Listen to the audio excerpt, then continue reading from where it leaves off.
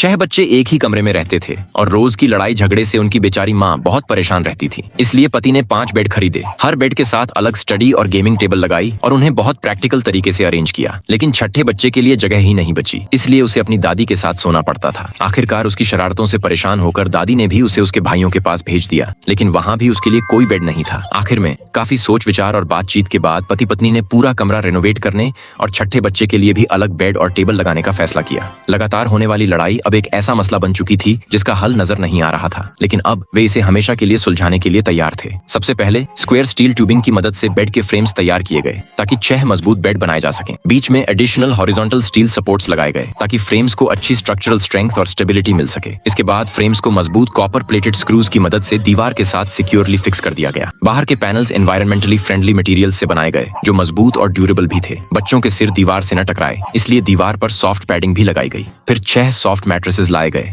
ताकि हर बच्चे को आखिरकार अपना आरामदायक बेड मिल सके। हो सकता है कि 6 बच्चों का बिना एक दूसरे को परेशान किए सोना अभी भी एक सपना हो, लेकिन कम से कम अब हर बच्चे के पास अपनी अलग जगह तो है। इसके बाद हर बेड के पास स्टोरेज कैबिनेट्स लगाए गए। बच्चों के टॉयज, मॉडल्स, रिस्ट बैंड्स और दूसरी छोटी छोटी चीजें इनमें रखी जा सकती हैं, जिससे कमरा भी ऑर्गेनाइज्ड रहेगा। हर बेड के हेड के पास एक पावर आउटलेट भी लगाया गया। हर बेड के फुट पर कस्टम मेड वुडन बॉक्सेस बनाए गए जो स्टेप्स के साथ साथ स्टोरेज ड्रॉर्स का भी काम करते हैं। बच्चों के कपड़े और दूसरी पर्सनल चीजें अलग अलग यहाँ रखी जा सकती हैं, जिससे सब कुछ ऑर्गेनाइज्ड रहेगा और हर बच्चे को थोड़ी प्राइवेसी भी मिलेगी। कमरे की दूसरी तरफ भी बिल्कुल इसी तरह की स्टोरेज अरेंजमेंट बनाई गई ताकि हर बच्चे को बराबर जगह मिल सके। इसके अलावा साइड में एक डिस्प्ले शेल्फ भी बनाई गई। अब बच्चे अपनी पसंदीदा बुक्स आसानी से यहाँ रख सकते हैं। बेड के नीचे कस्टम मेड डेस्क लगाए गए ताकि सभी 6 बच्चे आराम से पढ़ाई कर सकें और कंप्यूटर्स भी इस्तेमाल कर सकें। क्योंकि पढ़ाई के समय बुक्स और स्टडी मटेरियल्स पास में होना जरूरी है, इसलिए डेस्क्स के पास वॉल माउंटेड बुक शेल्फ्स भी लगाए गए। बच्चों की टेक्स्ट बुक्स, स्टडी मटेरियल्स और दूसरी चीजें इन शेल्फ्स में आसानी से रखी जा सकती हैं। दूसरी तरफ भी इसी डिजाइन को दोहराया गया। कमरे के एंट्रेंस पर एक कस्टम मेड पैनल लगाया गया जिसे कंसील्ड स्लाइडिंग डोर की तरह डिजाइन किया गया। जब भी भाई बहनों को शांति से पढ़ना हो तो वे इस डोर को बंद करके खुद को बाकी शोर से अलग कर सकते हैं। इसके बाद 3 एयर कंडीशनिंग यूनिट्स या वेंटिलेशन आउटलेट्स की पहले से प्लानिंग की गई। इनकी डक्टवर्क को सीलिंग और वॉल स्ट्रक्चर के अंदर नीटली कंसील कर दिया गया। फिर दीवार के साथ एक बड़ा वार्डरोब बनाया गया। इसके अपर सेक्शन में क्विल्ट्स और सीजनल बेडिंग रखी जा सकती है। दूसरी तरफ भी मैचिंग वार्डरोब लगाया गया